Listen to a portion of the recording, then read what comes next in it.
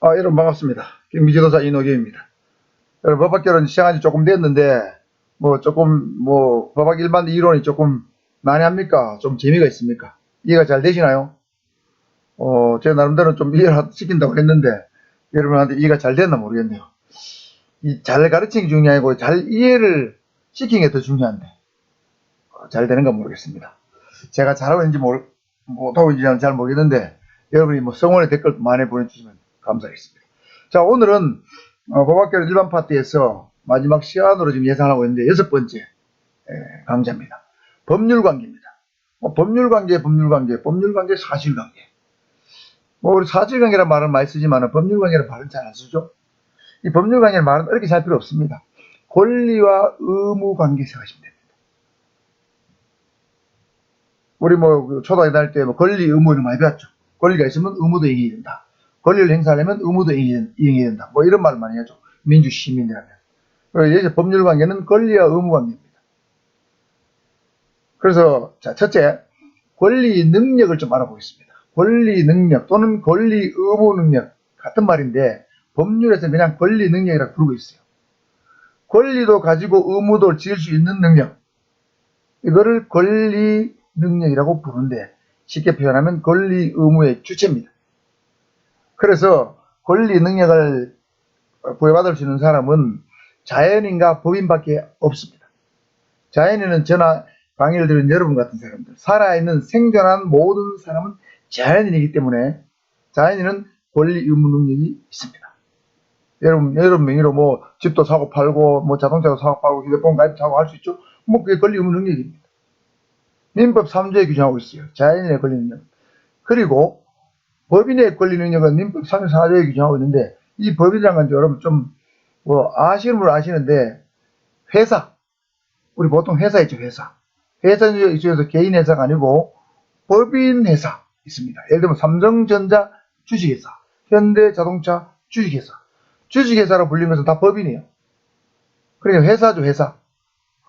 주식회사로 불리는 회사, 이 대표적인 법인의 대표적인 것이 주식회사입니다. 그런 주식회사의 권리 능력 또는 법인의 권리 능력은 민법 34조에 규정하고 있습니다. 사실은 자연인이 아닌데 법적으로 권리 의무의 주체가 될 수 있는 것으로 보는 어떤 인위적 사람, 이게 법인이에요. 법적인 사람입니다. 여러분 생존한 사람이 아니고. 그럼 회사는 설립된 게 한 날부터 해산한 날까지 법인은 권리 의무의 주체가 될 수 있어요. 그러니까 삼성전자 주식회사 이름으로 어떤 건물도 사고 주식도 사고 물건을 사고 팔고 다 할 수 있죠. 권리 의무 주체가 될 수 있습니다. 그래서 이 권리 능력은 중요한 겁니다. 민법에서 규정하고 있다. 두 번째, 권리는 개념은 뭐냐? 권리는 일정한 이익을 향수하게 하기 위해서 법이 부여한 겁니다. 말이 좀 어렵죠. 자, 일정한 이익과 관계 있는데 예를 들면 대표적인 게 채권 물건인데 채권은 예를 들면 내가 누구한테 돈을 빌려주면 나는 그 사람한테 돈을 달라고 갚으라고 청구할 수 있죠. 그럼 내가 돈을 받을 권리, 내 이익이 있는 거죠. 내 이익을 위해서 누구에게 돈을 갚으라고 청구할 수 있는 권리, 이 채권입니다. 물건은 8개가 있는데 예를 들면 대표적인 게 소유권이요. 자, 여러분이 만약 부동산을 소유하고 있다고 칩시다. 그럼 여러분은 여러분 명의니까 여러분이 그 부동산을 마음대로 쓸 수도 있고 사용할 수 있죠. 수익, 다른 세를 줄 수도 있습니다. 전세 줄 수도 있고 월세 줄 수도 있고 반전세, 반월세 줄 수도 있죠. 그 다음에 또 처분 팔 수도 있어요. 그 소유권이 있으면은 사용수익 처분권이 있는 거죠. 그러니까 내가 어떤 이익을 향수케 하기 위해서 법이 부여한 힘이죠. 그 권리가 있으면 어떤 이익을 내가 누릴 수 있는 거예요. 자, 여기서 중요한 거는 권리 개념뿐만 아니고 권리와 아주 비슷한 놈의 개념들이 있어요. 골 때려 이거. 권한, 권은, 권능. 이 권씨가 골치 아파. 우리 모친도 권씨인데 웃자고 하는 소리입니다. 권씨를 욕하는 얘기는 아니고 웃자고 하는 얘기입니다. 이 권자 붙은 거 이거 권리, 권한, 권은, 권능. 골 때립니다. 여러분 똑같은 말을 다르게 하고 있는 것 같기도 하고 말이죠. 헷갈립니다. 자, 이 구별 개념 잘 알고 있습니다. 시험이 잘 나옵니다. 일단 권한은 다른 사람을 위하여, 이게 중요해요. 다른 사람을 위하여 어떤 법률행위를 할 수 있는 법률상 자격입니다. 이 법률행위는 여러 가지가 있지만 대표적인 게 계약이에요. 다른 사람을 위해서 계약을 할 수 있는 법률상의 자격. 계약뿐만 아니고 많이 있겠죠. 자, 그럼 예를 들면 대리인이 대리권 볼까요? 대리인이 어떤 대리권이 있으면은, 본인을 대리해서 어떤 계약을 했다. 그러면 본인을 위하여 계약을 한 거죠. 대리권은 본인을 위해서 어떤 법률을 해준 거예요. 대리권이죠. 이때 권은 권한이다. 법인 이사의 대표권. 법인은 기관이 법인 업무를 집행하는 사람은 이사입니다. 이사, 감사, 그 다음에 이사 중에 대표는 대표이사입니다. 그럼 법인은 이사가 법인의 업무를 대표해서 합니다. 그때 이 대표권은 이사가 갖고 있는 대표권은 이사가 어떤 법인에서 일을 했다면 법인을 위해서 일을 한 거예요. 이사가 어떤 일을 했다. 계약을 했다. 법인을 위해서. 그래서 사람은 자연인과 법인을 다 말한 거예요. 법인을 위해서 대표권을 갖는 거죠.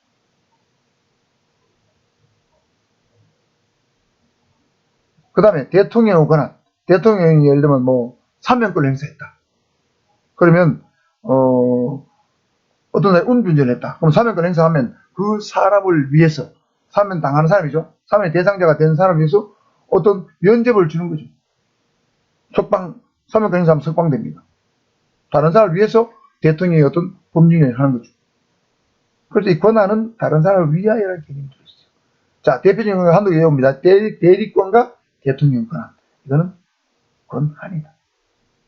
그 다음 권원. 자, 이거는 권세권자의 근원론자입니다. 어떤 권리의 원천이다. 권리의 원인이다. 조금 더 구체적으로 말하면 특정 물건을 점유하거나 사용하거나 수익하거나 처분하는 것을 정당화시켜주는 원인이요. 정당화시켜주는 원인. 내가 물건을 점유하거나 사용하거나 수익하는 걸 정당화시켜주는 원인은 여러 가지 있을 수 있습니다. 예를 들면 내가 남의 부동산을 여러분 마음대로 쓰려면 어떻게 하면 돼요? 남의 부동산을 정당하게 쓰려면 어떻게 해야 돼요? 그 집에 전세권을 설정하든지 전세를 들어가든지 임차권을 두면 되죠. 월세를 살든 전세를 살든 그럼 남 부동산을 내가 마음대로 쓸 수 있죠. 사용하고 사용 수익은 할 수 있어요. 처분은 못하지만 사용 수익은 할 수 있죠. 임차권 전세권 있으면. 그 다음에 지상권을 설정하면 지상권 나중에 배우겠지만은 민법에 가서 지상권 이런 거예요. 나무 토지 위에 다른 사람이 예를 들면 나무 토지 위에 내가 또는 여러분이 거기에 어떤 건물을 짓는다. 또는 나무를 심는다. 공작물이나 나무를 심는 것을 정당화되려면 지상권 설정 계약을 해야 돼요. 땅 주인하고. 그럼 땅 주인이 A면 건물주는 예를 들면 공작물 주인은 B가 되는 거예요. 그럼 B는 A에 대해서 땅 주인에 대해서 지상권을 설정했다고 합니다. 그럼 지상권을 설정하면 나는 나무 땅이지만 내가 거기 건물을 지어가지고 내가 마음대로 사용 수익할 수 있어요. 처분은 못하지만. 이런 것이 일종의 저권원입니다. 타인의 부동산을 사용 수익 또는 처분하는 정당한 원은 지상권, 임차권, 전세권입니다. 지상권, 임차권, 전세권은 사용 수익만 할 수 있겠죠. 점유도 할 수 있겠죠. 여러분 세 사람은 점유할 수 있잖아요. 그 집에서 살 수 있으니까. 나무 집이라도. 그렇죠? 그래서 만일에 물건을 사용 수익 처분할 수 있는 정당한 권한은 소유권이고 소유권이지만 가장 광범위한 권한이 인정되는 거예요. 그 다음에 사용 수익을 할 수 있는 것은 지상권이나 지역권 이런 것은 사용 수익을 할 수 있죠. 그 다음에 전세권, 임차권도 사용뿐만 아니고 사용만 되어 있는데 사용 수익할 수 있습니다. 전세권, 임차권 언제 사용도 할 수 있고 자기가 이익을 얻을 수도 있겠죠.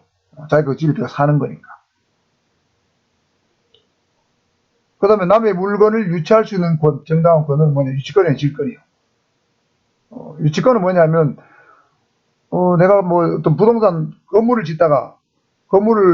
지었는데 공사 대금 못 받았어요. 예를 들면 전기업자인데 전기공사 대금을 예를 들면 5천만 원 못 받았다. 그럼 전기공사업자는 그 물건 자기가 짓다만 물건 건물을 점유할 수 있습니다. 점유할 수 있는 권한이 유치권이에요.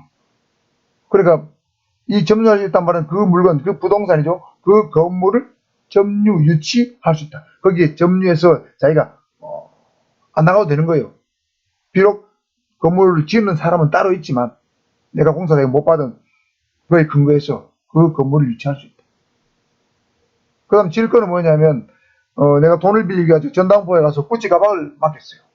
맡기면서 내 한 달 뒤에 돈 100만 원 빌리면서 100만 원 갚을게요. 그런데 한 달 지난 다음에 돈은 안 갚고 내 가방 돌려주세요. 가방 돌려주세요 한다 그러면 전당포 주인은 아니 무슨 소리 하고 있냐고, 돈 갚을 때까지 나 구찌 가방 못 돌려줘. 구찌 가방을 점유할 수 있는 권한이 있죠. 그럼 유치권에 질권이 있으면 물건을 유치할 수 있는 권한이 있는 겁니다.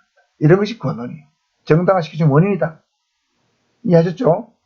자, 그 다음에 권능은 뭐 하나님의 권능이다 하는데 그거하고 관계없는 거예요. 권리의 내용을 이루는 각각의 개별적인 힘입니다. 예를 들면 소유권이 있으면 소유권을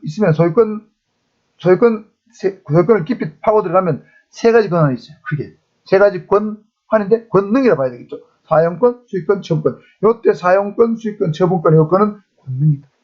소유권에 파생되는 어떤 법률상 힘, 사용, 수익, 처분권입니다.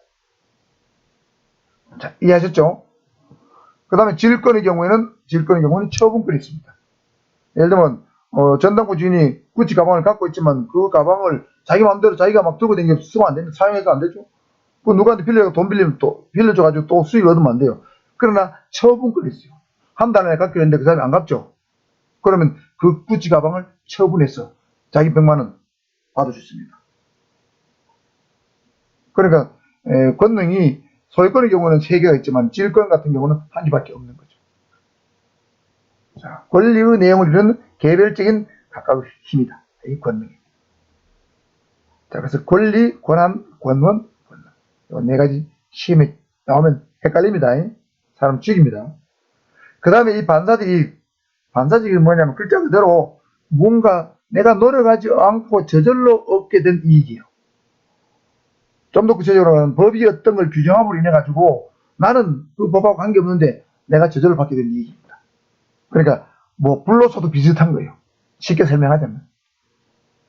그러니까 법을 내가 노력해서 얻은 게 아니기 때문에 이거는 반사이익이 줄어든다 해가지고 또는 없다 해가지고 법원에 소송을 제기해서 내 줄어든 이익 내가 보상해 주세요. 소송 제기 원칙적으로 불가능합니다. 당연히 그렇겠죠. 야, 예를 들어 볼까요? 횡단보도가 없었는데 어느 날 같이 내가 그 길가에서 장사를 하고 있는데 횡단보도가 갑자기 꺼졌어요. 구청에서. 그러니까 갑자기 매출 2배 늘었어요. 그래서 한 달에 200만 원 벌던 게 500만 원 벌게 됐어요. 그러니까 이 사람은 막 가만 데가 돈 번 거죠. 한 달에 300만 원씩 버는 거예요. 이 이익이 반사적 이익이에요. 그런데 어느 날 갑자기 횡단보도를 구청에서 필요해가 다른 데 옮겨가 버렸어요. 없어졌어요. 그러니까 매출이 다시 200만 원 줄었어요. 그러니까 300만 원 매출 줄었는데 이거 나한테 물어주시오 하면 물어주겠습니까? 소송 제기도 안 되겠죠. 반사적 이익의 특징입니다. 고도제한도 마찬가지요. 어떤 바닷가 같은 데는 제가 강화리 살지만 강화리 바닷가에는 고도제한이 있죠. 고도제한을 예를 들면 40m 정해놨다. 그러면 40m를 정해놨기 때문에 그 높은 건물 앉으니까 그 뒤쪽에 40m 이상에 사는 사람들은 앞에 조망거리 다 확보되죠. 그거는 그 사람이 노력해서 얻은 건 아니죠. 조망권. 그 저절로 얻은 거예요. 그것도 반사적이에요. 근데 어느 날 갑자기 고도제한을 없애가지고 60m로 높였다 해가지고 조망거리 침해됐다고 소송 제기한다. 그건 안 됩니다. 그건 보호할 수 없어요. 그러나 원칙이 그러나 요즘에 와서는 이 반사적 이익도 어느 정도 그거 나는 그래도 그런 걸 공짜로 얻기도 했지만은 어느 날 갑자기 내가 없으면 나는 손해가 크지 않느냐. 그러니까 공권은 아니지만 공권하고 비슷한 성격을 인정해 주거나 보호받을 이익으로 봐서 공권화 경향 또는 보호이익과 경향이 대두되고 있다. 그런 경향이 있기 때문에 어느 정도 보상을 받을 수도 있다는 이론이 있습니다. 그것을 공권화 또는 보호이익과 경향이라고 부릅니다. 아시겠죠? 자, 반사의 개념 일단 정확히 알아주시고요. 넘어갑니다. 그 다음 권리 분리입니다. 자, 여기서부터 조금 복잡하면서 여러분이 상당한 이해를 요하는 아마 지금 법학개론 일반 이론에서 가장 어려운 부분일 거예요. 자, 그래서 잘 들으셔야 됩니다. 자, 일단 공권과 사건으로 크게 나눠집니다. 공권, 사건. 공권은 공법관계로 발생하는 권리고 사법관계로 발생하는 것이 이 사사로울 사자입니다. 발생하는 권리를 사건이라고 불러요. 이 사법관계는 주로 민법, 상법을 말해요. 공법관계는 뭐 헌법, 행정법, 형법, 형사소송법, 민사소송법 이런 것들이 공법관계. 국가, 개인 또는 자치단체와 개인의 관계. 자, 그런데 이 공권에는 크게 국가적 공권과 개인적 공권 두 개가 또 나눕니다. 자, 국가적 공권은 뭐냐면 입법권, 사법권, 행정권, 경찰권 뭐 이런 것이요. 이게 무슨 말이냐면 국가기관이 그 존립 자체를 위해서 필요한 공권, 이걸 국가적 공권이라고 해요. 그러니까 예를 들면 국회는 입법권 있죠. 국회가 법을 못 만들면 국회는 없애버려요. 무용지물이죠. 존재 가치가 없어요. 재판하는데 법원이 재판권이 없다. 그럼 법원이 아니죠. 존재 가치가 없잖아요. 행정권은 행정부가 갖는 권한이요. 행정부는 여러 가지 권한을 많이 갖죠. 예를 들면 행정부 중에서도 예를 들면 식당에 영업 허가를 취소한다, 영업 정지시킨다. 행정부처에서 해야 될 일이요. 근데 그런 권한이 없으면 행정부는 아무 의미가 없는 거죠. 불법 포장마차가 있다. 불법 포장마차 필요한 경우에 강제로 철거할 수 있죠. 대집행할 수 있습니다. 그런 권한이 없다면 구청이나 국가가 있을 필요가 없잖아요. 경찰관이 범인을 체포 수사하고 구속 못한다면 그 경찰관의 존립 이유가 없잖아요.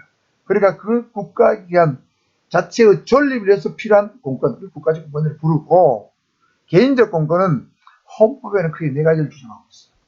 개인이 국가에 대해서 뭔가를 청구할 수 있는 또는 요구할 수 있는 기본권, 인권을 개인적 공권이라고 해요. 그래서 자유권적 기본권, 생존권적 기본권, 청구권적 기본권, 참정권적 기본권, 이렇게 네 가지입니다. 예를 들면 우리 거주의 자유가 있죠? 거주의 자유 있잖아요. 거주의 자유. 주거의 자유, 거주의 자유가 있죠. 이건 자유권에 속해요. 그 다음에 근로의 권리. 이건 생존에 관한 문제죠. 그건 생존권에 속합니다. 청구권, 예를 들면, 청원권. 예를 들면 국가에 대해서 뭔가를 해 주시오 하고 문서로 청원할 수 있어요. 그건 청원권입니다. 그건 청구권에 속합니다. 청원권은 청구권에 속해요. 참정권, 예를 들면 국민투표권, 국회의원 선거권, 이런 건 참정권. 국가에 대해서 내가, 내한테 선거권을 보장해 주시오. 할 수 있죠. 자, 이런 것들을 개인적 공권이라고 합니다. 자, 요 내용은 헌법에 가서 조금 더 상세히 배울 겁니다. 그 다음에 사건은 권리의 내용에 따라서 네 가지, 권리 작용에 따라서 또는 권리의 효력에 따라서 네 가지를 구분합니다. 자, 근데 두 문자로 네 개 써놨어요. 이거 왜 이렇게 써놨냐? 그냥 그대로 외우라는 뜻입니다. 이거 안 하면 틀리게 돼 있기 때문에. 자, 권리의 내용에 따라서는 그냥 인재신사로 외웁니다. 뛰어난 인재는 신사다. 인재는 신사다. 자, 이는 인격권, 재는 재산권, 신은 신분권, 사는 사원권입니다. 권리, 작용 또는 효력에 따라서는 지청형상. 말이 어려워요. 여러분 손에서 외워야 됩니다. 지청형상. 여러분 암기할 때는 소리를 내서 입으로 소리를 내면 더 잘 외워진다. 그럼 쉽죠. 자, 지는 지배권, 청은 청구권, 형은 형성권, 하는 항변권인데 요 뒤에 상세히 나옵니다. 봅시다. 자, 그 다음에 사건인데 권리의 내용에 따른 분류, 인재, 신사라고 했죠. 자, 권리의 내용에 따라서 인재, 신사로 구분합니다. 인격권, 재산권, 신분권, 사회권. 자, 권리 내용이 볼까요? 내용이 인격이냐, 재산이냐, 신분이냐, 사원이냐. 이게 내용이에요. 인재, 신사. 그럼 인격권은 뭐냐? 그 사람의 고유한, 자연인의 고유한 인격과 관련된 사건, 생명권, 개인이 갖고 있는 생명권, 함부로 누가 침해하지 못하죠. 신체의 자유 함부로 침해하지 못하죠. 신체에서 하면 안 되죠. 누가 폭행 상해하면 안 되잖아요. 그 사람이 갖고 있는 자유, 마음대로 침해하면 안 되죠. 법적 근거 없이 누굴 가뒀다. 그럼 체포강금죄 되는 거예요. 침해할 수 없죠. 그 다음에 갖고 있는 명예, 예를 들면 공공연히 누군가를 말이죠. 그 새끼는 누구한테 사기를 치는 나쁜 놈이다. 이렇게 공공연히 떠도다니면 그 명예훼손죄 걸리잖아요. 그럼 명예도 인격권입니다. 그 사람의 인격적 가치를 떨어뜨리는 행위죠. 그래서 여성이 갖고 있는 정조권. 옛날에는 물론 6.25 시대는 정조권이 굉장히 중요했지만 지금도 중요하지 않다는 뜻은 아닙니다. 여성이 나름대로 갖고 있는 정조에 관한 어떤 그 권한은 그 사람의 그 여성의 인격에 관계된 거예요. 그래서 함부로 정조권을 위반하면 안 됩니다. 그래서 함부로 성추행, 성희롱하면 다 처벌받죠. 정조권 이런 거 다 인격에 관계된 거죠. 자, 인격권의 종류 5가지. 자, 재산권은 재산에 관계된 사건이에요. 여기는 크게 4가지가 있지만 3가지를 설명하겠습니다. 물권, 채권, 부채재산. 자, 물권은 뭐냐면 여러분 집 갖고 있죠? 그럼 집에 소유권이 있다고 하잖아요. 소유권 대표적인 거. 그 다음에 물건은 내 건데 남한테 빌려줬어요. 이 한 달만 내 자전거 좀 쓴 다음에 돌려줘. 그러면 소유권은 내한테 있는데 자전거에 대한 점유권은 그 사람이 갖고 있죠. 빌려간 사람. 이런 걸 점유권이라고 해요. 물건입니다. 그 다음에 아까 지상권 설명했고 전세권 설명했죠. 유지권, 질권도 설명했어요. 저당권 여러분 알잖아요. 저당권은 내가 직접 갖고 있는데 은행에 저당 잡히고 돈 빌리면 저당권 설정이 된 거예요. 은행이 그 집을 사용 수익할 수 없지만은 돈을 안 갚으면 그 집을 처분할 수 있죠. 처분권이 있는 거예요. 저당권. 그 다음에 요 지역권은 설명 안 했는데 지역권은 뭐냐면 내가 시골에 농사를 짓고 저는 기장애가 농사를 짓고 있는데 논을 샀어요. 논을 샀는데 사고 보니까 잘못 사가지고 말이죠. 논에 물을 댈 길이 없어. 물길이 없어. 그래서 나무 논을 통해서 반드시 내 논에 물길을 대야 된다 하면 옆에 이웃집에 논 주인한테 얘기해가지고 내 논에 물 좀 대야 되니까 좀 물길 좀 나게 좀 도와주시오. 그러면 지역권 계약을 하게 되면 그 사람이 물길 내주면 나는 내 땅에 내 논에 물을 댈 수 있죠. 그때 나무 토지를 이용할 수 있는 그 권한, 그걸 지역권이에요. 그러니까 물건은 뭐냐면 일정한 물건, 부동산이든 동산이든 물건을 직접 지배해서 이익을 얻는 배타적 권리. 물건은 배타성이 있다. 독점적으로, 배타적으로, 절대적으로 이용할 수 있는 권리가 있다. 그 권한의 범위 내에서. 알겠죠? 권리의 범위 내에서 독점적인 권리가 있습니다. 알겠죠? 배타적 권리가 있다. 그 다음에 채권은 채권자가 채무자에 대해서 일정한 행위를 청구할 수 있는 권리예요. 돈 빌려간 사람한테 돈 갚아. 그 사람한테는 청구할 수 있어요. 다른 사람한테 청구할 수 없어요. 누구에게나 청구할 수 있으면 물건입니다. 배타적 권리이기 때문에. 절대적 권리를 부르고 채권은 특정인에게만 청구할 수 있기 때문에 이건 상대적 권리라고 불러요. 상대권 이렇게 부릅니다. 그러니까 물건이 채권보다 당연히 셀 수밖에 없죠. 그 다음 무채재산권 또는 지적재산권은 정신적 발명품을 말해요. 정신적 발명으로 인해서 받는 권리, 예를 들면 특허권, 그죠? 그 다음에 저작권. 여러분, 유명한 어떤 조영수 작곡가, 미스터 트롯 조영수 작곡가 노래를 작곡했다. 그럼 저작권이 조영수 작곡가가 죽고 70년까지 유효합니다. 굉장하죠. 자식의 손자까지도 저작권 혜택을 볼 수도 있어요. 이건 무형의 창조, 정신적 지적 창조물이죠. 무형의 이익을 목적으로 하는 것입니다. 그 다음에 의장권, 상표권. 예를 들면 구찌 같은 거, 가방을 만든, 브랜드를 만든 사람, 함부로 구찌 가방을 똑같이 만들면 안 되죠? 그 처벌됩니다. 상표법 위반으로 처벌돼요. 그 다음에 실용신앙권, 이런 건 다 무채재산권, 지적재산권. 돈에 관계된 거죠, 재산. 그 다음에 신분권은 뭐냐면, 신분에 관계된 건데, 친족권과 가족권이 있어요. 친족권은 뭐냐면, 친권과 후견권 나는데, 미성년자의 아버지, 엄마가 갖는 권리, 친권이죠. 친권자로서의 권리, 친족권입니다. 그 다음에 후견권은 뭐냐면 사물을 처리할 능력이 부족해. 예를 들면 우리 할머니가 중증 치매에 걸렸다. 그럼 할머니 재산을 많은데 할머니 재산을 대신 관리해줄 사람이 필요하다. 그러면 법원으로부터 후견인을 지정받습니다. 그 후견인이 갖는 권리가 후견권이에요. 법원으로 지정받은 사람만 권한을 갖습니다. 그 후견인의 신분을 가진 사람만 후견권이 있는 거예요. 친권자로 신분을 가진 사람만 친권이 있다. 그 다음에 상속권이 있는 사람은 되죠. 아버지가 돌아가셨다. 그러면 상속권자 누구냐? 배우자하고 그 아들, 딸이 1순위 상속권자가 되는 거예요. 이런 걸 가족권이라고 해요. 그러니까 부자지간의 관계니까 배우자가 있어야, 배우자 신분이 있어야 신분권이 있는 거죠. 그 다음에 이 사원권. 이게 여러분이 좀 아리까리할 거예요. 사원권. 자, 여러분이 만일에 자녀가 삼성전자 주식회사에 들어갔다고 칩시다. 아주 축하할 일이죠. 대단한 일입니다. 근데 삼성전자 주식회사에 공채로 들어갔다 해서 사원권이 있느냐, 민법에 말하는 사원권이 있느냐, 없을 수도 있고 있을 수도 있어요. 있는 경우는 삼성전자 주식에 들어가서 삼성전자 주식을 한 주라도 사면 사원권이 있다고, 삼성전자에 1등으로 들어가도 주식이 한 주도 없으면 사원권이 없는 거예요. 자, 그래서 이 사원권은 뭐냐면 세 가지 권한인데 두 가지 권한을 설명하겠습니다. 두 가지 권리. 자, 의결권과 이익배당 지원권이 있어야 돼요. 자, 의결권은 뭐냐면 삼성전자는 주식회사죠. 그러니까 주식회사는 주주가 출자한 자본으로 구성되는 것이 주식회사입니다. 그러니까 주주는 의결권이 있어요. 그러니까 매년 한 번씩 주주총회를 하는데 주주총회 참석해서 자기가 어떤 안건에 대해서 의결권을 찬성한다 반대한다 의결권을 행사할 수 있습니다. 그래서 주식 한 개당 한 개 의결권이 있어요. 그리고 삼성전자 주식을 1000주 갖고 있으면 1000개 의결권이 있는 거예요. 의결권은 주식 한 주당 한 개다. 그런데 삼성전자 1등지 가도 주식이 없으면 의결권이 없어요. 그 다음 이익배당 청구할 수 있습니다. 예를 들면 삼성전자가 1년 동안 경영을 해서 이익이 나오면 그거를 한 주당 1000원을 준다. 그럼 10주를 갖고 있으면 1000원 곱하기 10 해가지고 10,000원을 배당해 주는 거예요. 주주는 그걸 배당받을 권리가 있습니다. 이걸 이익배당 청구권인데 이런 것을 이런 권리를 가질 때 사원권이라고 합니다.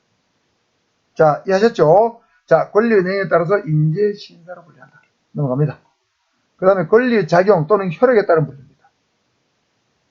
권리가 어떻게 작용하는가, 효력이 어떻게 미치는가 이 뜻이에요. 그래서 지청, 형, 항 이렇게 구분해요. 지청, 형. 자, 지배권은 뭐냐?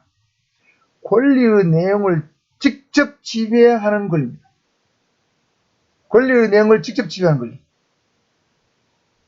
이 직접 지배는 사용권이 될 수도 있고 수익권이 될 수도 있고 처분권이 될 수도 있고 이 전체가 될 수도 있고 일부가 될 수도 있습니다. 그래서 배타점을 가집니다. 지배권의 대표는 물권입니다. 여러분 소유권, 여러분 사용수익 처분권이 있다고 했잖아요. 그죠? 점유권은 사용수익할 수 있지만 처분은 못하죠. 그렇잖아요. 무채저당권 사용수익 처분권이 있습니다. 특허권이 있으면 사용수익 처분권이 있죠. 상속권이 있으면 상속받았다. 그러면 사용수익 처분권이 있죠. 그렇죠? 그러니까 이런 것들은 다 지배권이요.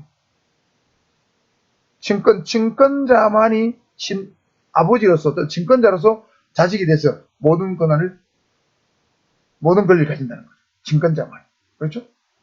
인격권은 인격을 가진 자 스스로 갖는 권리입니다. 자, 이런 것을 지배권이라고 부르고 청구권은 어떤 이익을 얻기 위해서 타인에게 어떠한 행위를 요구할 수 있는 권리예요.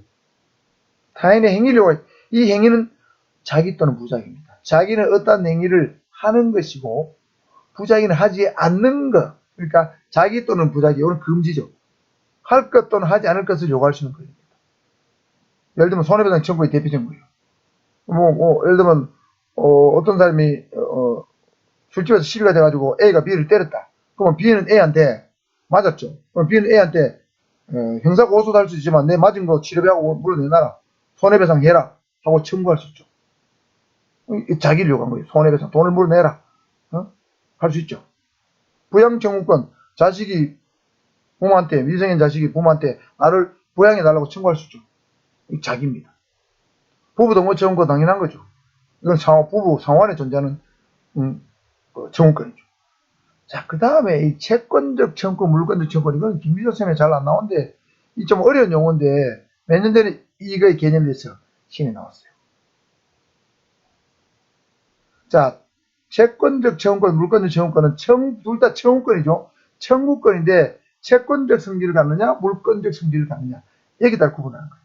원인행위가 채권행위면 채권적 청구권이에요.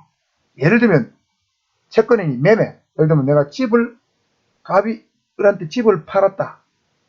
그러면 을은 돈을 지급하고 나면 소유권을 넘겨달라고 청구할 수 있죠. 소유권 이전 등기 청구권을 행사할 수 있습니다.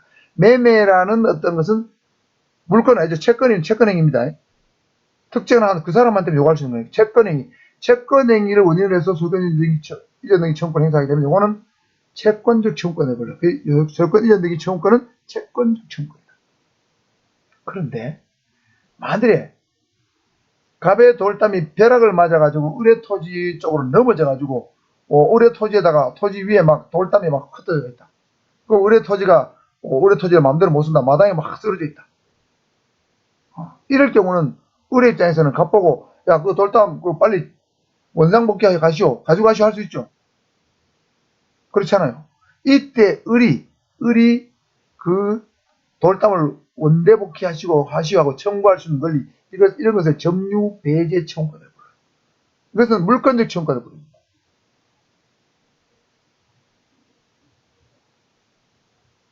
여기는 보세요.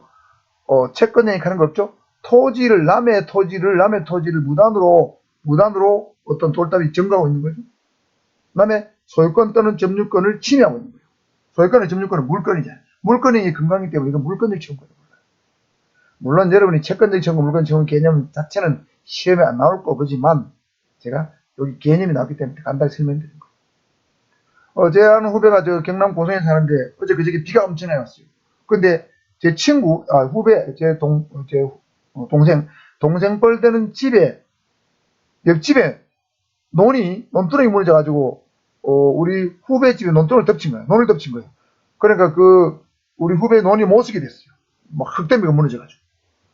이게, 이 천재 지변으로, 이게 나무 집 논이 무너진 거잖아요. 그러면 우리 후배 입장에서는, 이웃집 사람 보고, 빨리 흙담 정리해가지고 내놓은 정상적으로 쓸 수 있도록 해주시오. 원상복구를 청구할 수 있겠죠. 이것도 일종의 점유배의 청구권이에요. 그런 것도 일종의 물권적 청구권이에요. 자, 아시겠죠? 자, 그래서 이 물권적 청구권은 이 갑이라던 사람 돌담이 벼락을 맞았죠. 벼락을 맞았다 그런 것처럼 고의가식이 없어야 물권적 청구권을 행사할 수 있어요. 고의가식이 있으면 고의로 말을 담을 못 들었다. 그럼 이거는 이거는 손해배상 청구권의 대상이 돼요. 물권적 청구권 대상이 되는 거예요. 그래서 물권적 청구권은 고의가식이 없어야 되고 손해배상 청구권은 고의가식이 있으면 손해배상 청구권을 행사할 수 있습니다. 자, 그때 기출 15회 문제는 뭐가 나오냐? 물권적 청구권은 물건이다 또는 지배권이 이렇게 나왔어요. 그래서 이 물건이라는 말 붙으니까 이거 물건으로 착각했는데 물권적 청구권은 청구권이기 때문에 물건이 아니고 지배권도 아니에요. 이건 X입니다. 자, 이해하셨죠? 자, 형성권입니다. 형성은 생소한 용어입니다.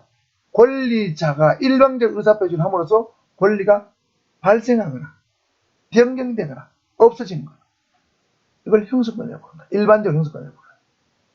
자, 형성권에는 취소권, 해제권, 추인권, 선택권, 인지권, 상권 이런 게 있어요. 자, 취소권은 예를 들면 내가 계약을 했는데 내가 했다가 마음에 변해가 계약 취소합니다. 그럼 계약 취소돼 버린 거예요. 취소권, 해제권 둘 다 비슷해요. 추인권은 미성년자가 아버지 자전거를 몰래 팔아먹었어요. 성인한테. 미성년자. 그러니까 저희 상대방이 보니까 잠깐만 이거 미성년자가 팔아먹었으니까 문제 되겠는데 해서 그 아버지한테 와서 당신 아들이 나한테 자전거를 팔았는데 이거 취소하랍니까? 추인하랍니까? 물으면 추인하면은 사후에 동의해 준 게 추인이에요. 사후 승인이에요. 추인하면은 바로 그 매매 계약은 유효하게 되는 거예요. 비록 미성년자가 성년자하고 계약을 했지만. 사후 승인이 추인권입니다. 선택권은 두 개의 권리 중에 하나를 선택하는 거죠. 선택하면 그걸로 효력 발생하는 거예요. 그러니까 인지권은 아버지나 예를 들면 아버지가 혼외자를 자기의 자식으로 인정하는 거. 그 일방적 의사표시로 내 자식이 맞다 하면 자기 자식 되는 거예요. 인지권. 상계권은 예를 들면 갑과 을이 서로 채권 채무가 있어요. 서로 주고받을 게 있어요. 근데 야 우리 그러지 말고 서로 퉁치자. 이게 상계권이에요. 그런데 이런 것이 대부분 형성권인데 법원의 판결이 있어야 일방적사 표시 외에 법원의 판결이 있어야 비로소 효력이 발생한다 말은 효력이 발생하는 게 있는데 효력이 발생한다 말은 권리가 발생, 변경, 소홀한 그런 아주 약간 특이한 형성권도 있다.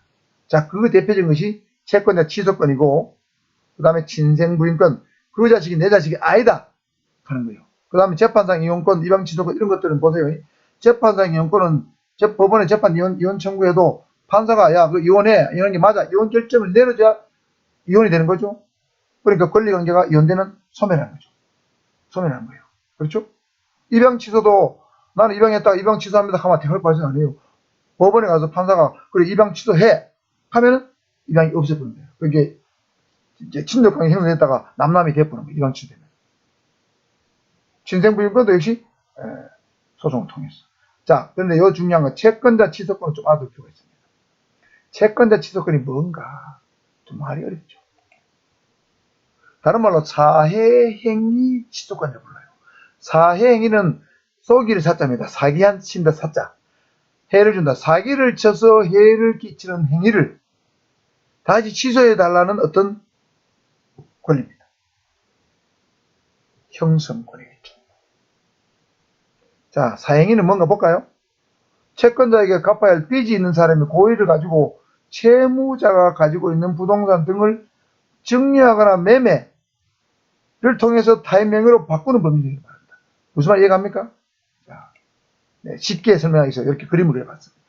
자, 이 채무자 갑이 채권자에게 돈을 1억 빌렸어요. 야가 1억 빌려줬습니다. 그러니까 1년 뒤에 갚기로 했어요.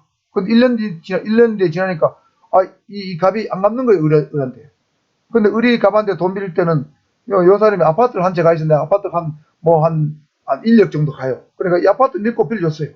근데, 1년 뒤에 안 갚으니까, 이 사람 조회를 딱 해보니까, 이 아파트가, 갑자기 이 집으로 병역에 넘어가 있는 거야. 소유권 등기가. 그래서 이 두 사람 사이 관계를 하게 보니까, 요 사람이 말이죠. 갑의 처남이야. 처남이니까, 이거는 말이야. 요 사람하고 짜고, 내한테 비상 갚으려고 부동산을, 등기를 허위로 넘겼다. 허위로 양도했다. 또는 허위로 매매했다. 판단이 되는 거예요. 그리고 이 사람의 돈을 준 기록도 없어요. 그때 이 두 사람이 서로 짜고 했는 의사표시를 우리 민법에서는 통정허위표시라고 합니다. 통정허위표시는 무조건 무효예요. 그 두 사람의 어떤 쉽게 말하면 매매 계약이든 증여 계약이든 무효입니다. 근데 무효인데 이 무효를 입증하기 위해서 채권자가 채무자를 상대로 해가지고 채권자 채무 상대로 채권자 취소권 소송을 제기합니다. 너둘이 짜고 했으니까 이 등기를 다시 이 사람한테 돌려라. 그래서 채권 취소권을 그 소송을 걸면 거의 내가 판사한테 물어보니까 95% 이상은 이 등기가 병리에 갔다가 갑에게 돌아온다. 다만 요 갑과 을이 짰다는 게 입증이 돼야 돼요. 그 다음에 채무자가 이 사람한테 빚을 안 갚을 고의가 있었다는 거 그런 걸 입증이 돼야 돼요. 그러면 등기가 다시 갑에게 돌아오면 그때 을은 갑의 재산에 대해서 긴밀해서 자기 채권을 보장할 돈을 돌발 수 있게 되는 거죠. 자, 이것이 채권자 취소권인데 채권자 취소권의 요건을 제가 설명했고 실제 요건을 설명했는데 절차적 요건은 일정 기간의 제한이 있어요. 소송을 제기하는데. 어떤 취소할 법률 행위가 있었으면 안날로부터 1년이에요. 짜고 등기를 넘겼다는 걸 안날로부터 1년이고 예를 들면 매매 또는 증여가 있었던 날로부터 5년 내에 해야 됩니다. 이런 걸 제척기간이라고 합니다. 그 실제적 요건과 절차적 요건을 다 갖추면 채권자 취소권을 행사하면 채권자가 자기 돈을 돌려받을 가능성이 매우 높아지는데 이 채권자 취소권도 채권자가 채권 취소권을 행사해서 법원의 판결을 받아야만 비로소 권리가 예를 들면 병역에 넘어갔던 권리가 다시 돌아오잖아요. 그러니까 권리 발생, 변경, 소멸이 되는 거죠. 발생, 변경, 소멸과 관계있게 되는 거죠. 그러니까 권리가 예를 들면 병역에 넘어갔다가 다시 권리가 갑에게 돌아오죠. 권리 변경이 있는 거죠. 채권자 취소권 행사로 권리 변경이 있는 것. 이런 것을 형성권이라고 합니다. 자, 권리 발생, 변경, 일반 교사 표시, 이거는 형성권이다. 자, 두시고 마지막으로 항변권입니다. 항변권은 타인의 청구권 행사에 대해서 이 청구권 행사를 거절할 수 있는 권리입니다. 청구권을 거절할 수 있는 권리 쉽게 말하면 여기 청구권 있죠. 청구권을 갑이 을에게 청구를 행사했는데 나는 그 청구권 행사에 응할 수 없어. 이게 항변권이라는 얘기죠. 대표적인 게 두 개 있어요. 동시행위 항변권과 보증인의 최고 검색의 항변권인데 동시행위 항변권만 설명하겠습니다. 자, 한번 볼까요? 자, 갑이 을에게 자기 집을 팔았습니다. 자, 그러면 갑은 이 사람한테 등기를 이전할 의무가 있고 이 사람은 계약금 중도권 아니고 대금 중에서 잔금까지 지급을 할 의무가 있죠. 그럼 잔금을 지급하면 이 사람은 등기 이전 의무가 있습니다. 그래서 등기 이전 의무와 잔금 지급 의무는 서로 동시이행에 관계 있어요. 동시이행하는 게 원칙입니다. 우리 민법상에는. 그런데 갑이 잔금을 다 안 받았는데 을이 내가 좀 사정이 있어 그러니까 그 계약금 중도금만 준 상태에서 갑보고 등기를 먼저 이전해 주면 안 되겠습니까? 요구를 합니다. 그러니까 갑이 뭐라 하냐? 아니 그럴 수는 없지. 아니 대금을 잔금을 다 줘야 내가 등기를 이전해 주지. 그때까지 난 등기전 못했죠. 요 등기전 못해줘. 등기전을 거부하는 권리. 이게 바로 동시행위 항변권이라는 것입니다. 이해가죠? 자, 그래서 이 동시행위 항변권은 상호간에 의무가 있죠? 이렇게 의무가 둘 다 있잖아요. 둘 다 의무가 있는 쌍무계약에서만 적용됩니다. 쌍방이 의무를 지는 계약을 쌍무계약이라고 불러요. 그리고 매도인과 매수인 사이에 존재하는 것이 동시행위 항변권입니다. 네 약속 지키면 나도 약속 지킬게. 뭐 이런 개념이죠. 다른 예를 한번 볼까요? 동시행위 항변권. 자, 이 사람이 집주인이고 이 사람이 세든 사람인데 이 사람은 임차인은 대항력인이 임차인이요. 대항력인이 임차인이란 무슨 말이냐면 월세를 사는데 예를 들면 내가 주민등록 재림신고를 하고 확정일자를 동사무소 받았어요. 그러면 대항력인 임차인이 돼요.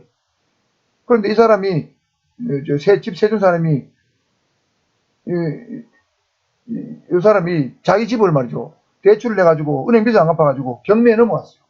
그럼 경매에 넘어가니까 새로 경매를 낙찰받은 낙찰자가 있겠죠. 낙찰자가 와가지고 내 집주인 바뀌었으니까 집비아 지적한단 말이에요. 그러니까 이 임차인이 뭐라 하냐. 저 무슨 소리 하고 있어. 나는 내 보증금 걸린 게 있는데 이 보증금 받을 때까지는 내가 이 집비아 줄 수 없어. 이렇게 거부할 수 있죠. 주택임대로 거부할 수 있는 권리. 내가 보증금을 받을 때까지 주택임대로 거부할 수 있는 권리. 이것도 일종의 동시행위 항변권인 뜻이죠. 아시겠죠? 자, 정리하면. 누가 내 거 내놔 할 때 나도 네가 약속 이행할 때까지 나도 해주기 싫어 못 해줘 이렇게 쉽게 말하면 동시행위 항변권입니다. 자, 항변권 타인의 청구 행사를 거절할 수 있는 권력이 있습니다. 자, 지청영향 배웠죠? 자, 그 다음에 권리 이전성에 따른 분류입니다. 자, 여기서는 일신전속권의 개념이 중요해요. 타인에게 절대 양도하거나 상속이 안 되는 그 사람에게만 일신에만 오로지 속한 권리입니다. 인격권 절대 양도할 수 없죠. 정조권 어떻게 양도합니까? 생명권, 자유권 양도 못하죠. 신부권 양도 못해요. 친권, 후견권 양도 못합니다. 부양청구권 이거는 부자지가만 가능한 거예요. 아들이 제3자한테 가서 내 부양청구권 양도할 테니까 우리 아버지한테 부양청구권 행사해. 씨다 먹힌 소리지. 이혼청구권은 배우자끼리만 허용되죠. 제3자가 이혼청구권 하면 안 됩니다. 이런 것을 일신전속권이라고 부르고 그 외에 대부분의 권리는 비전속권이요. 특히 재산권은 다 타인에게 양도나 상속이 가능하죠. 물권, 채권 다 양도 상속 가능하죠. 소유권 남한테 팔 수 있어요. 그렇죠? 자, 그 다음에 권리는 보통 의무가 동반되나 항상 동반되는 것은 아니다. 그래서 아까 법률관계는 권리 의무 관계인데 법률관계는 권리 의무 관계로 권리와 의무가 거의 같이 오지만 예외적으로 권리만 오거나 의무만 오는 경우도 있습니다. 자, 권리만 있는 경우 의무 없는 권리죠. 또 권리 없는 의무만 존재하는 경우도 있어요. 또 동일한 사람한테 권리이자 의무의 경우도 존재한다. 자, 취소권, 추인권, 동의권 이런 거는 일방적 의사표시로 발생하는 형성권이죠. 그럼 이거는 권리만 있어요. 의무가 없습니다. 취소권, 추인권, 동의권, 해제권, 상계권, 선택권 이런 거는 의무는 없어요. 권리만 있다. 그 다음에 법인의 등기 의무는 이건 등기할 의무가 있어요. 자, 여러분은 법인은 나중에 배우겠지만 법인은 정관을 작성하고 주무기관에 가서 설립허가를 받고 그 다음에 법원 등기소 가서 등기를 해야만 비로소 법인이 설립됐다고 볼 수 있어요. 그러니까 법인은 법원 등기소 가서 등기할 의무가 있어요. 권리가 없습니다. 그 다음에 미성년 자녀에 대한 친권자 양육권과 양육 의무는 여러분 너무 잘 알잖아요. 권리와 의무가 동시에 존재하는 경우죠. 이런 예외적인 경우도 존재한다. 법률관계에서. 자, 기출문제 풀어보겠습니다. 19의 7번입니다. 권리, 자격, 혈액에 따른 분리에 속하지 않는 것은 항변권, 인격권, 형사권, 지원권. 자, 이런 문제는 질문은 짤막한데 두 문자를 안 하면 헷갈립니다.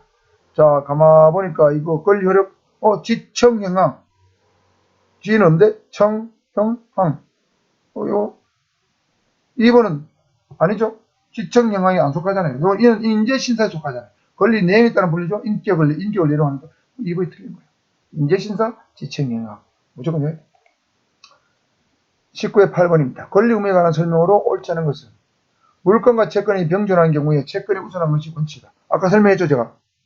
물건은 누구에나 주장할 수 있는 절대권이고 채권은 특정에 대한 요구할 수 있는 상대권이기 때문에 절대권이 상대권이 항상 우선이에요. 항상 우선이에요. 납세 의무는 공법상 의무다. 맞죠? 여러분 세금 내는 의무 국가에 내지 개인한테 세금 내는 거 없죠? 공법상 의무입니다. 조세법상 의무예요. 사람은 생존한 동안 권리문 주체해야 된다. 민법이 있다고 했습니다. 민법 3조에 있어. 계약 해제권은 요 채권이 우선한다 있네요. 물건과 채권이 병존하는 게 채권 우선한다. 이거 틀렸네요. 4번 계약 해제권은 청구권으로서 그에 대응하는 의무가 있다. 계약 해제권, 아까 해제권은 형성권이라고 했죠. 그러니까 형성권은 일방적 의사표시로 발생하기 때문에 의무 없어요. 그러니까 1번도 틀리고 4번도 틀렸어요. 근데 그 당시에 이게 19회인가? 19회 8번 문제에 정답은 1번 되어 있었는데 이 4번도 답으로 봐야 됩니다. 그 당시 1번만 답이 되어 있어요. 5번 답안지에. 4번도 틀렸다고 봐야 된다. 다음 기본권 중 의무의 성격을 동시에 갖지 않는 것은 19회 14번입니다. 자, 여기 다 권리죠. 환경권, 근로의 권리, 단체행동권, 교육받을 권리인데 의무의 성격을 갖는 것도 있고 의무의 성격을 안 갖는 것도 있는데 의무의 성격을 갖지 않는 것은 뭐냐 이 말이죠. 자, 이런 것은 추려내 봅시다. 여러분 환경권. 여러분 좋은 환경에 국가나 자치단체가 좋은 환경을 해달라고 요청할 권리가 있죠. 당연히 권리 있습니다. 그런데 거꾸로 여러분 환경을 더럽히지 않을 의무가 있죠. 깨끗한 환경을 유지할 의무가 있잖아요. 그럼 담배꽁초 길에 함부로 버리면 안 돼요. 침 함부로 뱉으면 안 됩니다. 요즘 젊은 친구들 막 담배 피우고 가래침 말했다 길에 탁탁 베는 거 내가 참 보기 싫더라고. 담배꽁초 버리고 침 벗고 하지 마세요. 남이 보면 굉장히 더러워요.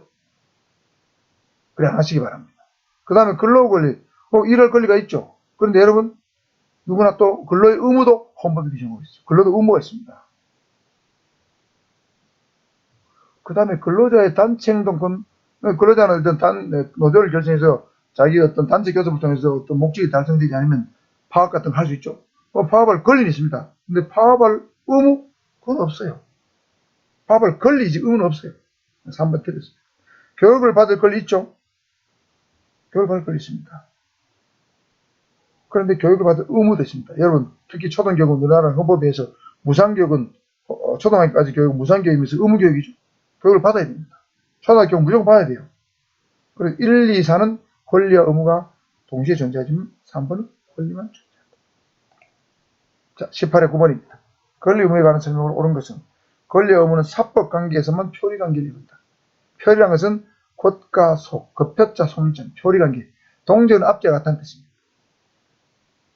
매우 일체 불가분의 관계에 있다. 뭐 이런 뜻입니다. 계약 해제권은 처분권으로서 그에 대응하는 의무가 있다. 이걸 아까 틀렸다고 얘기했죠. 형사권이라고 했죠. 형사권은 처분권자 이행 청구에 대해서 이를 거절하는 행위다. 처분권 이행 청구를 거절하는 거 항변권이라고 했죠. 틀렸죠. 자연인과 법인은 권리 의무 주체가 된다. 이건 맞죠. 자, 4번 확실히 맞습니다. 자, 2번, 3번 틀렸고 1번 권리와 의무는 사법 관계에서만 표리 관계를 이룬다. 자, 민법이나 상법 관계에서는 예를 들면 뭐 돈을 빌려주면 돈을 갚아야 된다. 권리 뭐 보통 같이 표리 관계를 이룹니다. 그런데 꼭 사법 관계만 있느냐? 공법 관계에서도 표리 관계를 이룬다. 예를 들면 공법 관계는 예를 들면 여러분 시험을 쳐가 국가공무원이 됐다. 국가공무원 구급이 됐다고 치면 공무원이 되는 순간 여러분은 권리를 가집니다. 어떤 권리? 월급 주세요. 수당 주세요. 연금 주세요. 나중에 퇴직하면 그렇죠? 뭐 출장비 주세요. 많은 거 휴가 주세요. 할 수 있잖아요. 그런데 그거에 비해서 동일하게 각종 의무가 있습니다. 한 10가지 넘는 의무가 있어요. 뭐 성실 의무, 청렴 의무, 명령 복종 의무, 법령 준수 의무, 또 뭐 정책 중립 의무, 뭐 종교 중립 의무, 뭐 많습니다. 그러니까 권리 의무가 같이 존재하죠. 공법관계에서도. 그러니까 공법관계에서도 표리 관계가 있다. 1번도 틀렸다. 22의 2번 아주 최근 문제죠. 법의 혈액 하나 설명을 옳지 않은 것은 국제사법에 따르면 사람의 권리는 우리나라 법에 한다. 이거 사람의 권리를 규정한 것은 바로 민법이죠. 국제사법 아니에요. 국제사법은 국내법 일종이라고 제가 얘기했고 내국인과 외국인의 권리관계에 대해서 어느 나라 법을 정할 것인가를 규정해놓은 국내법이 국제사법이라고 했잖아요. 속지지는 한국과의 법은 자국 영토 내에 있는 모든 사람에게 적용된다. 땅을 기준으로 한 건 속지지 맞죠. 군법과 신법 사이의 법 적용 문제를 해결하기 위해 제정된 법을 경가법 맞죠. 경가법 또는 경가 규정. 헌법에 의하면 법률은 특별한 규정이 없으나 공포한 날로부터 20일 경과하면 혈액이 발생한다. 공포 20일 맞죠. 그래서 1번이 틀렸다. 22의 3번입니다. 우리나라 법 체계에 관한 설명을 옳은 것은 대법원 규칙은 법률과 동등한 효력을 가진다. 대통령령과 총리령은 동등한 효력을 가진다. 헌법에 의해 체결 공포된 자은 국내법에 우선한다. 요거는 확실히 틀렸네요. 이거 빼왔잖아요. 체결 공포된 조약과 승인된 국제법규는 국내법과 동일한 효력을 간다고 그랬죠. 법률과 동일한 효력이기 때문에 틀립니다. 대통령은 법률의 효력을 가지는 긴급명령을 발할 수 있다. 자, 이거는 아직 안 배웠습니다. 이 헌법에 나온 얘기예요. 자, 여기서. 자, 3번은 확실히 틀렸습니다. 옳은 걸 찾는 거죠. 자, 대법원 규칙은 대법원장이 만드는 규칙인데 헌법에 근거하고 있습니다. 대법원 규칙, 헌법재판소 규칙, 중앙선거관리위원회 규칙, 국회 규칙, 4가지 규칙이 있는데 이 규칙은 헌법기관, 4대 헌법기관이 만드는 규칙은 법률에 입에될 수 없습니다.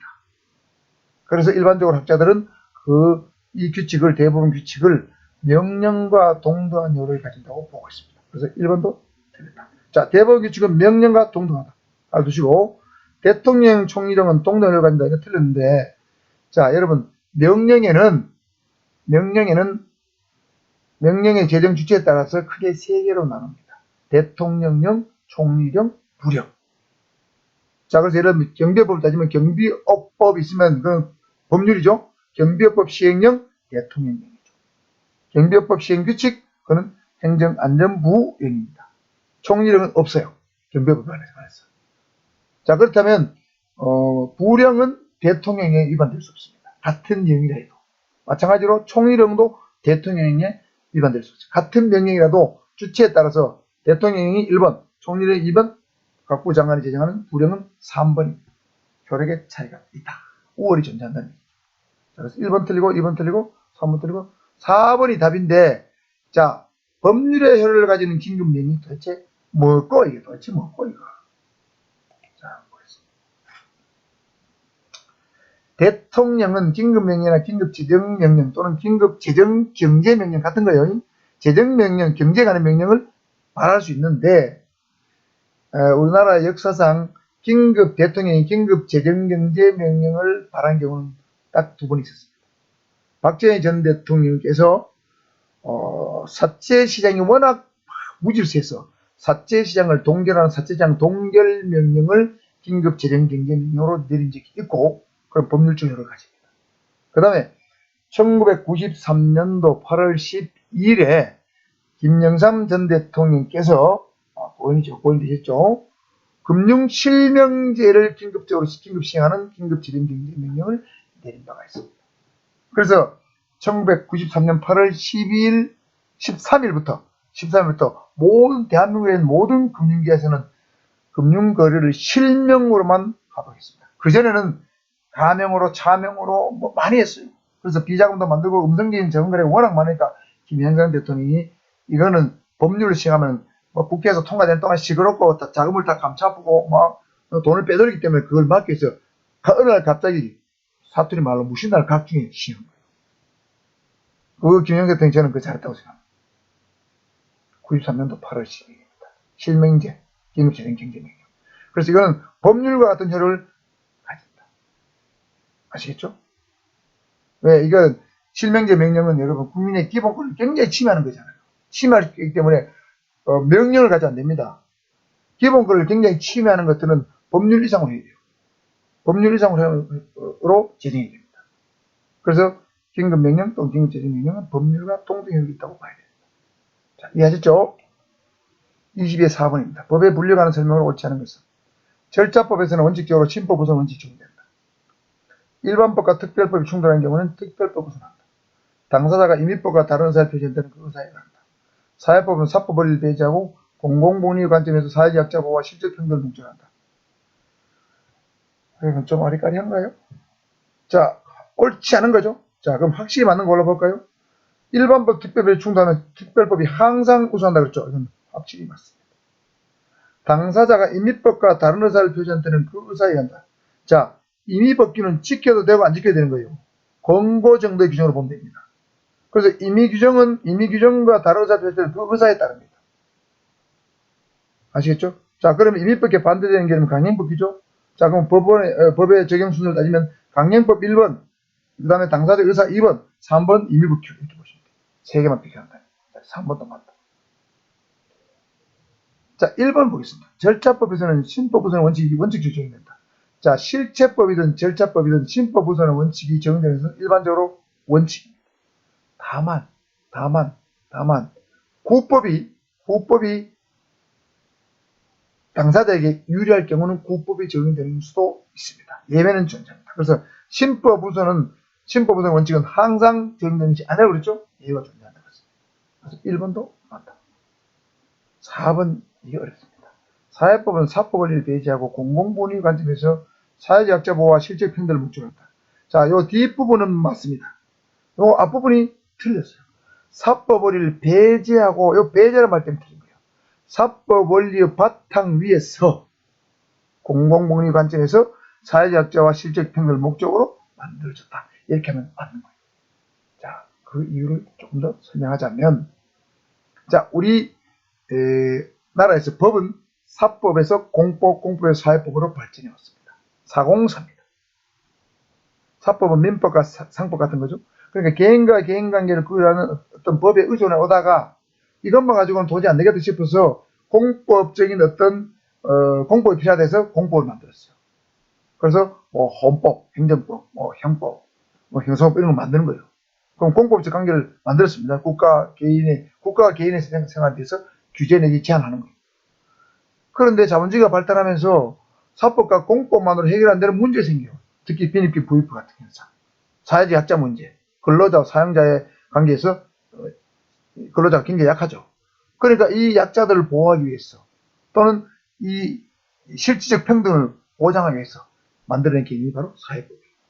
제3의 법이 한다고 했죠. 그래서 이 사회법은 약자 보호, 실적 평등을 목적으로 한다. 근로기준법이 대표적인 거죠. 근로기준법 위반으로 가면 말이죠. 거의 대부분은 근로자 편들이 사용자 편 안 들어요.